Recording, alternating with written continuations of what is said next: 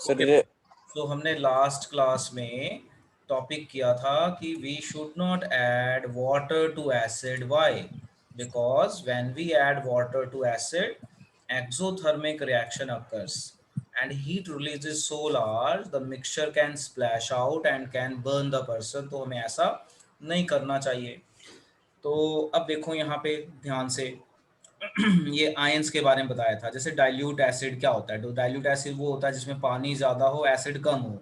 मतलब H plus ion की concentration कम हो. कंसंट्रेशन का मतलब अमाउंट. और अगर एसिड ज़्यादा हो पानी में तो उसे हम कहते हैं कंसंट्रेटेड एसिड, जिसमें H प्लस आयंस ज़्यादा होंगे. मतलब एसिड ज़्यादा हो पानी में तो कंसंट्रेटेड बोलते हैं, एसिड कम हो पानी में तो उसे हम डाइल्यूट कहते हैं.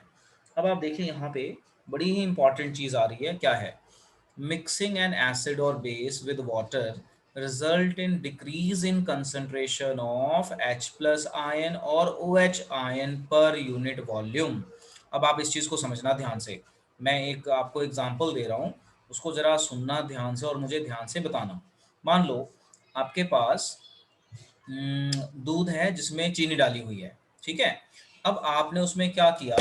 आपने उस दूध में पानी डाल दिया. तो अब क्या होगा कि अगर आपके पास दूध वाला गिलास है जिसमें चीनी डाली हुई है, उसमें आपने पानी डाल दिया, तो जो उसकी मिठास है वो कम हो जाएगी, क्योंकि आपने चीनी नहीं डाली, पानी डाला है, तो मिठास कम हो जाएगी. ऐसे ही मान लो आपके पास एक कंटेनर है, जिस कंटेनर में आपके पास लेटस से, एक मैं एग्जांपल देके बताता हूँ, समझना जरा ध्यान से. लेटस से आपके पास एक कंटेनर है. इस कंटेनर में आपने डाला हुआ है एसिड. तो एसिड का मतलब H प्लस. ठीक है. अब आपने इसमें पानी डाल दिया कुछ. ठीक है, वाटर डाल दिया, एसिड नहीं डाला. तो वाटर डालने से तो लेवल तो बढ़ जाएगा, बट जो हमारा H प्लस आयन है वो तो उतना ही रहेगा.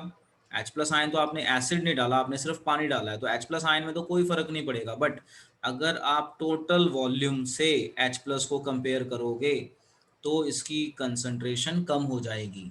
तो अब आप ये चीज़ ध्यान में रखो कि अगर हम एसिड में पानी डालें तो H plus ion per unit volume कम हो जाएंगे. बेस में पानी डालें तो उसमें भी ऐसा ही होगा, OH पर यूनिट वॉल्यूम कम हो जाएंगे. ठीक है. तो ये वैसे एग्जांपल है जैसे आपको मम्मी ने दूध का गिलास दिया, इसमें मीठा दूध है.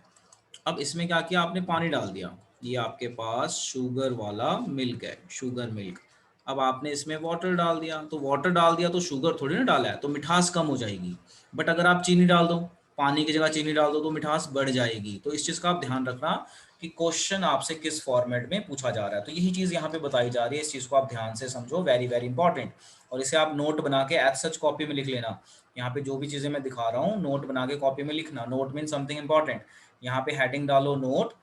तो मिक्सिंग एन एसिड और बेस विद वाटर, ध्यान से समझो कि एसिड और बेस में आपने पानी डाल दिया, result in decrease in concentration. मतलब ऐसे समझ लो कि मीठा दूध है, उसमें आपने पानी डाल दिया तो मिठास कम हो जाएगी. तो एसिड में अगर आपने पानी डाल दिया या बेस में पानी डाल दिया तो उनकी जो H प्लस आयन है या OH आयन है वो कम हो जाएगी टोटल वॉल्यूम के हिसाब से.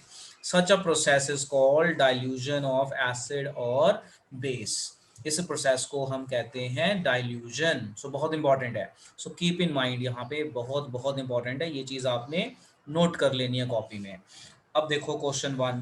How is concentration of hydronium ion? Hydronium ion H plus को ही बोलते हैं. आप इस तरह से ध्यान रखना कि H प्लस आयन जब वाटर से जुड़ जाता है तो हाइड्रोनियम आयन बनाता है. पीछे बताया था आपको. How is the concentration of hydronium ion affected when the solution is diluted? तो ये भी ऊपर बताया कि concentration of H plus ion will decrease पर यूनिट वॉल्यूम, की जो कंसंट्रेशन है पर यूनिट वॉल्यूम वो डिक्रीज हो जाएगी. अब question number 2. How is concentration of hydroxide ion affected when excess of base is dissolved in a solution? ये एक ऐसा क्वेश्चन है कि आपके पास बेस वाला सॉल्यूशन है, NaOH बेस है, इसमें आपने और बेस डाल दिया. बेस वाला सॉल्यूशन है और बेस डाल दिया, तो और बेस डाल दिया तो OH बढ़ जाएगा, क्योंकि बेस का मतलब OH है. तो concentration of OH ion will increase per unit volume. चलो अब ये पेज नोट कर लो एंड सेम ही डन. हेलो जी. सो हमने ये चीज़ समझ ली कि अगर हम एसिड वाले में अपना वाटर डालेंगे तो आयंस कम हो जाएंगे H प्लस के. बेस में भी अगर डालेंगे तो OH कम हो जाएगा. तो जो हमारा सेकंड क्वेश्चन था वो अलग है कि आपके पास बेस वाला सोल्यूशन है, आपने उसी में और बेस डाल दिया तो OH बढ़ जाएगा। अगर आप मीठे दूध में और शुगर डालोगे तो मिठास बढ़ जाएगी। तो ये बिल्कुल लॉजिकल चीज़ें हैं, बहुत ही सिंपल, आप बड़े आराम से कर पाएँगे। अब देखो एक ये क्वेश्चन है जो आपका होमवर्क है। क्वेश्चन है why do HCl and HNO3 etcetera show acidic character in aqueous solution while solutions of compound like alcohol and glucose do not show acidic character। तो इससे रिलेटेड मैं एक हिंट दे देता हूँ आपको, पीछे मैंने कराया था। देखो एसिडिक करैक्टर वही शो करता है जो H प्लस आयन बनाता है। पीछे हम इसको पढ़ भी चुके हैं, पूरा वो बल्ब जल जाता है जिसमें, तो वो पूरी एक्टिविटी यहाँ पे एक्सप्लेन होगी। सो you will write this answer your own and you will show me. So why do HCl and HNO3 etc. show acidic character in aqueous solution while solution of compounds like alcohol and glucose do not show? तो इसका मैंने hint आपको दे दिया है। Hint में यही है कि ग्लूकोज और अल्कोहल के आयंस नहीं बनते। तो वो एक्टिविटी को आप ड्रॉ कर सकते हो, हमने पिछले लेक्चर में इसको किया था। So you write down this question in your copy. So you will try this as a part of your homework. अब आ जाओ यहाँ पे। अब देखो ये कितना बढ़िया क्वेश्चन है। कह रहा है why does N aqueous solution of an acid conduct electricity। अब देखो यहाँ पे कह रहा है कि aqueous solution of acid conduct electricity। तो बेटा आप एक चीज ना मोटी मोटी याद रखना, अगर कभी भी ऐसा क्वेश्चन आए ना कि भाई ये सोल्यूशन इलेक्ट्रिसिटी कंडक्ट कर रहा है, ये नहीं कर रहा है, तो उसका सिंपल सा आयन है, अगर कोई कंडक्ट करता है तो उसके अंदर H प्लस आयंस बनेंगे, और अगर वो कंडक्ट नहीं कर रहा तो आयंस नहीं बनेंगे। तो हमेशा याद रखो कि अगर कोई सोल्यूशन इलेक्ट्रिसिटी कंडक्ट करेगा तो आयंस होंगे तभी करेगा, आयंस नहीं होंगे तो नहीं करेगा। सो अब देखो इस क्वेश्चन का आंसर समझते हैं। क्वेश्चन एक बार दोबारा पढ़ते हैं, let's try to understand the answer. Why does an aqueous solution of an acid conduct electricity. तो इसका आंसर है कि हमने एक कंटेनर लिया, इस कंटेनर में हमने एसिड डाल दिया, एक्वस एसिड, और वायर्स के थ्रू सर्किट बना दिया। जैसे ही ऐसे किया तो बल्ब जल गया। इसका मतलब करंट पास हो रहा है सोल्यूशन से, करंट पास हो रहा है तभी। अब सोल्यूशन के अंदर ऐसा क्या है जिससे करंट पास हो रहा है? तो सोल्यूशन के अंदर आयंस होते हैं, H प्लस और Cl आयंस जो भी होंगे, तो वो आयंस ना मूव करते हैं। तो जब आयंस मूव करते हैं तो इलेक्ट्रिसिटी कंडक्ट हो जाती है। तो देखो साइड में आंसर भी क्या लिखा हुआ है, ये हमारा सेल है, पॉजिटिव नेगेटिव टर्मिनल।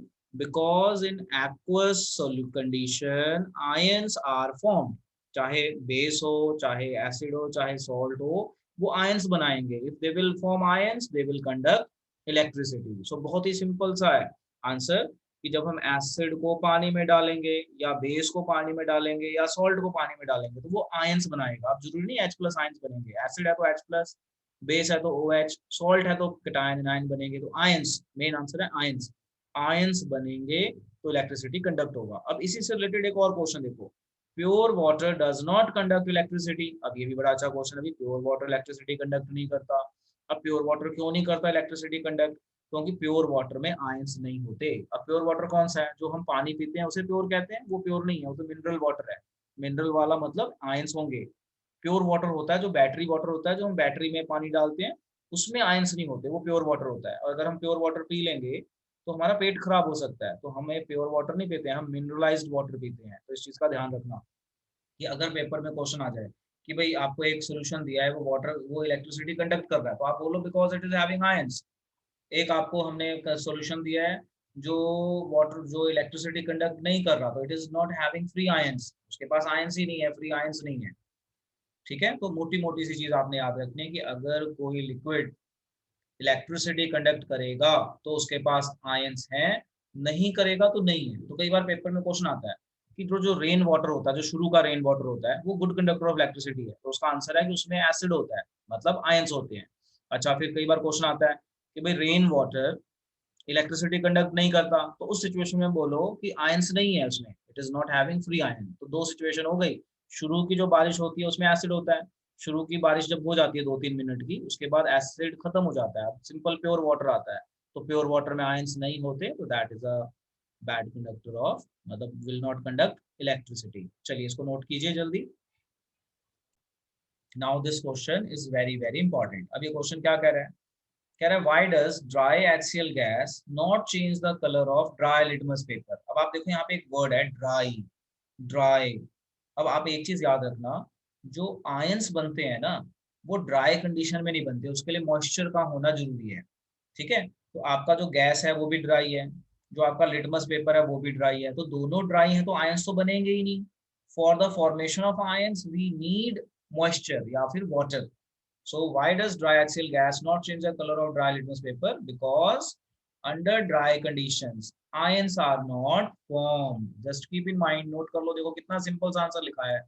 इसी आंसर को अगर आप अपनी बुक में देखोगे तो उन्होंने 6-7 लाइनों में दिया होता है, तो उसकी जरूरत ही नहीं है। देखो कितना सिंपल क्वेश्चन है।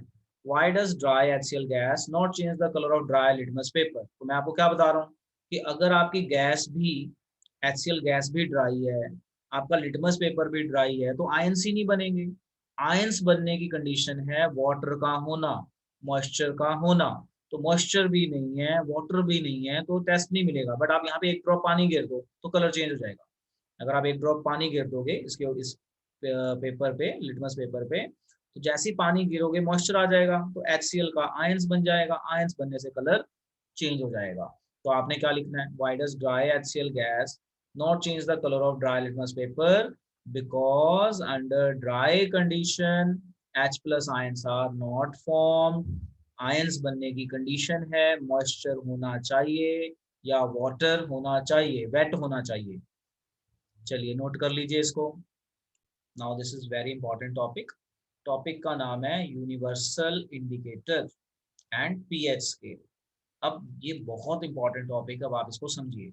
यूनिवर्सल इंडिकेटर क्या डेफिनेशन है? It is the mixture of several indicators which give different color for different concentration of H plus ion। ध्यान से समझना। अभी पहले डेफिनेशन याद कर लेंगे फिर आगे चलेंगे। So what is universal indicator? Mixture of several indicators which give different color for different concentration of H plus ion। तो आपकी बुक में यूनिवर्सल इंडिकेटर का कुछ ये डायग्राम है। ये अगर pH 0 होगा, H प्लस आयन को ना मेजर करने का तरीका होता है pH, अभी समझाऊंगा। ये अलग अलग कलर मिलेंगे, देखो। Mixture of several indicators which give different colour at different concentration of H plus ion. अगर आपका 0 है pH तो ये कलर मिलेगा, 7 है तो ग्रीन मिलेगा, और 14 हो गया pH तो ब्लू ब्लू कलर मिलेगा। तो ये सारा H प्लस आयन की कंसंट्रेशन के ऊपर है। तो ये रहा। So what is a universal indicator? Mixture of several indicator which give different color for the different concentration of H plus ion। अब ये जो H plus concentration का मतलब होता है अमाउंट। अब इस H plus की अमाउंट मेजर करने को कहते हैं pH स्केल। कि जो H plus है ये हमें कैसे पता चलेगा क्या कंसंट्रेशन है, क्या थी? तो वो मेजर करने का तरीका है हमारा pH scale. So what is pH scale? P का फुल फॉर्म होता है पावर और H का मतलब होता है H प्लस। इसको जर्मन में कहते हैं पोटेंस ऑफ हाइड्रोजन आयन। फिर से समझो, P स्टैंड्स फॉर पावर और जर्मन में कहते हैं पोटेंस। पोटेंस मतलब पावर, और H means H plus. So what is pH scale? जैसे हमारे पास स्केल होता है लेंथ मेजर करने के लिए ना, तो ऐसी pH scale H plus ion को मेजर करने के लिए होता है। It is the scale which is used to measure concentration of H plus ion in the solution। तो देखो यहाँ पे यही था ना कि डिफरेंट कंसंट्रेशन होगी तो हमें डिफरेंट कलर मिलेंगे। तो पीएच स्केल एक ऐसा स्केल है जिसकी हेल्प से हम H प्लस आयन की कंसंट्रेशन को मेजर करते हैं। तो हायर क्लासेस में आप इसके ऊपर न्यूमेरिकल भी करेंगे, अभी आपके ऊपर न्यूमेरिकल नहीं है। अब जो हमारा पीएच स्केल होता है उसकी वैल्यू 0 से लेके 14 तक है, जो मैंने आपको पीछे दिखाई, वैसे इससे ज्यादा भी हो सकती है। तो 0 से लेके 14 तक, इसमें जो 7 होता है उसे हम कहते हैं न्यूट्रल। अगर पीएच किसी का 7 होगा तो उसे बोलेंगे न्यूट्रल, और अगर 7 से ज्यादा होगा पीएच तो उसे बोलेंगे बेसिक। याद रखना, अगर हमारा पीएच 7 से ज्यादा है मतलब पीएच ज्यादा, पीएच 7 से ज्यादा मतलब बेसिक, और 7 से कम होगा तो वो एसिडिक रेंज में आता है। ये पीएच स्केल का पैरामीटर है। तो अगर किसी सॉल्यूशन का पीएच 7 है तो वो न्यूट्रल सॉल्यूशन है, और अगर किसी का पीएच 7 से कम है तो एसिडिक है, और अगर किसी का पीएच 7 से ज्यादा है तो वो है हमारा बेसिक सॉल्यूशन। चलो इसे नोट कर लो जल्दी। देखो इसको ध्यान से जरा, ये पीएच स्केल को अब यहाँ पे जरा ध्यान से, सेम वही चीज़ है। यहाँ पे अगर आप देखें ब्लू लाइन तो ये H प्लस है और वाइट लाइन OH है। 7 को अगर आप देखो तो H प्लस और OH की रेशियो बराबर है, तो इसे कहते हैं न्यूट्रल। अगर हम 7 से ऊपर जाएं तो OH बढ़ जाता है, H प्लस कम कम कम कम हो रहा है, यानी बेसिक।